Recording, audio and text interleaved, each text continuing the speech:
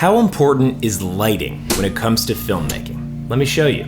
Take this shot, for example. A classic interview setup. We've got a nice soft key light over here, casting a little bit of shadow on this side of my face, nice and evenly lit here, but instantly, the tone changes to something reminiscent of a horror film. The entire scene shifts, but only one light has changed. In this video, I'm going to show you 7 tips for lighting that are going to step up your filmmaking. Welcome to another video in my 7 Rules series. You can find the first video, 7 Rules for Cinematic Framing and Composition, linked below the video here. Today, we're talking lighting. All right. Filmmakers and content creators around the world are learning just how critical that lighting can be in telling your story and shaping your imagery. This one factor can make a scene feel happy and bright, somber and dark, upbeat and funky, or any number of other moods. Lighting is one of the most underrated factors in the filmmaking game, and if you can truly master it and put just a little bit of time, even just this video into it, you'll be miles ahead. With proper lighting, a simple iPhone can look better than a $60,000 cinema camera. I'm not joking when I say that lighting is one of the most critical factors in taking a bad shot and making it look like a great shot. So let's look at 7 ways that lighting can improve your filmmaking. Direction. The direction of your light can entirely change the mood of your scene. Just think of the example at the beginning of this video. Simply moving the light from the side of my face to beneath my face changed the tone from a nice interview setup to that of a horror film. The simple direction of the light entirely changed the mood of the scene. For a more natural look, you generally want to keep the light at about a 45-degree angle from the face. This will cast shadows on the opposite side, and it'll often give you what's called a Rembrandt triangle. This is a little triangle of light on the off side of the face that came from the artist Rembrandt. You would see it in his paintings, but you'll see it all the time in movies, in TV shows, and interviews. It's a really natural and nice looking way to light. To achieve a more villainous look, try putting the light directly below your subject. As we saw at the beginning of this video, you'll see this all the time in horror films, in scary movies, in shows that want to make someone look villainous. For a more tired and depressed look, you want to put the light directly above someone's head. This will elongate the shadows on their face, particularly underneath their eyes, making them look sleepy and tired. So as you can see, you can achieve a number of different moods and feels just by the direction of your light. Try experimenting with different lighting angles to see what various looks you can get. The next tip is to shoot from the shadows. So what exactly does this mean? Well, the idea behind this is that you want to shoot towards the brightest part of your scene. You want to shoot into the shadows. Now, what will this do? Well, this is going to add depth and contrast to your shot and make the scene feel just a little bit more dynamic. You'll be seeing the shadowed part of the face and then that highlight falling off on the backside. When you look at 2 shots, particularly in a film or a TV show, and you see the example where someone is shooting into the shadow, you'll notice you get a much more cinematic feel to this. So when you look to set this up, ensure that your camera's on the opposite side of your key light so that you're shooting into the shadow and achieving this contrasty, dynamic look. Now, all the time when you're watching movies and shows, you're gonna notice this. The camera is almost always on the darker side of the actor's face. That might mean that there's a window in the background lighting them from the back. That might mean that the sun is behind them, creating a nice lens flare. You're gonna see it all the time. Cinematographers use this technique quite a bit, shooting into the shadows. The next tip is depth. One of our goals with lighting is to create depth, create distance in our scene, separate the subject from the background. Now, when I talk about depth, I always want to mention the camera settings. To achieve a nice cinematic shallow depth of field, you'll always want to shoot at a low aperture. That's going to ensure that that background is nicely out of focus, but you can look at a video that I've linked up above to get a little bit more detail on that. In this video, we're focusing on lighting. So there's a few ways that lighting can help create depth. First is color.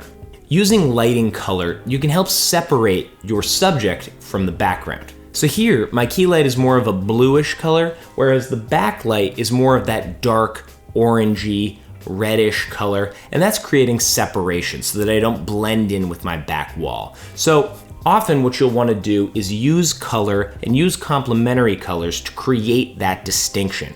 Blues and oranges work really well for this. This is why you're going to see blue and orange tones on a lot of movie posters and a lot of movie and TV color grading. It's because they're trying to achieve that interesting and effective depth between subject and backgrounds. Another choice other than color is brightness. If you have a really bright subject, you might want to think about having a darker background or vice versa. You can take this into play with shirt color as well. So I've got a very bright shirt on, thus I'm leaving my background just a little bit darker so that I pop out from it a little more. So when you're going to light your scene, think about how the subject is playing in terms of both color and brightness, and then think about that for your background as well, and try to have it be the opposite. So your color, you'll want to be complementary, you want it to be opposite, your brightness, you'll want it to be opposite as well, and that'll give you that depth. The next tip is backgrounds. Now, in many ways, background and depth go hand in hand. However, I feel that it's important to talk about background as its own tip because there's a lot that you can do here, and it's something that you should really spend time thinking about. Whenever you go into a scene, especially something that you're trying to make feel cinematic and not like a stage play, you want to look at background lighting. If we had this scene and the background was totally black, it would look like I was sitting on stage at a theater and just giving a monologue. But because we have a lit background, it kind of builds out the scene of this room that I'm in, and it adds some context. And again, you'll see this all the time in films and television shows. The backgrounds are well lit, they are intentionally lit, and there is purpose behind them. Now, your background lighting can be done in a number of ways. It could be practical, so there could be an actual lamp behind them, like there is here in this shot.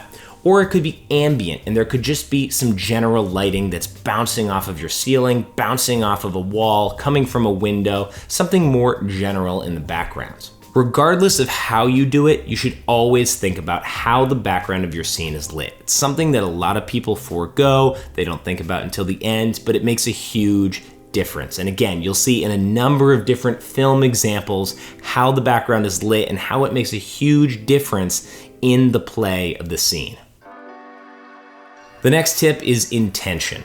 With intention, we want to think about the reason behind why we're lighting and how something is being lit.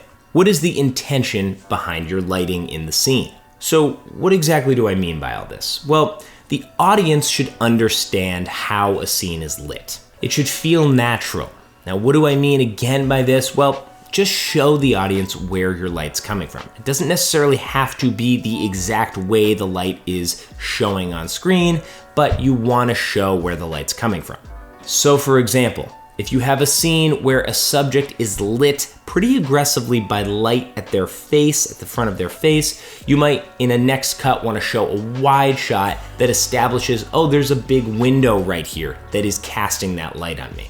Or if you have a flickering light coming from this side of a person, you might want to show in another cut that there's a fireplace right there, casting that light on that person. Even if that fireplace or that window isn't actually what's lighting them, there might be a big light actually right there. If you show that there is something in the world of the scene that's casting that light, the audience begins to accept that light in a much more prominent way.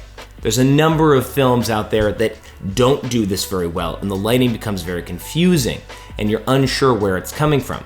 And then there's a lot of films where you see a drastic light and you think, what is that coming from? And then moments later they reveal, oh, there's a massive window right there, or there's a skylight coming into the scene that's casting this light there, and it all makes more sense. So with this tip, you really just want to think about the intention behind your light, where's the light coming from, and let the audience see exactly where it's coming from. One of my favorite tips is time of day. Now, why do I love this tip so much? Well, because you're working with one of the most impressive light sources there is, the sun. And we have very little control over the sun, aside from determining when we want to step outside or through a window and use that sunlight. Now, my favorite time of day to shoot is golden hour. That's the hour as the sun's rising and the hour as the sun's setting, when it's very low in the sky and you get a nice, soft, rich light with long shadows. You can do a lot with this. You can get some incredible lens flaring. This is the best time of day to shoot, in my opinion. If you're shooting at noontime when the sun is directly overhead, you're gonna get those long, tired, depressed shadows on your face that are coming directly down. But when we think about time of day, we can think about a number of the tips we've already talked about. We can think about depth. In the evening, when we're using that golden hour light, our light is very rich in color and orangey tones. So you might want to have your subject be in a more bluish color scheme so that they separate from that lighting at that time. So we can think about color and depth. We can also think about shooting from the shadows, putting our subject in the foreground with the sun behind them.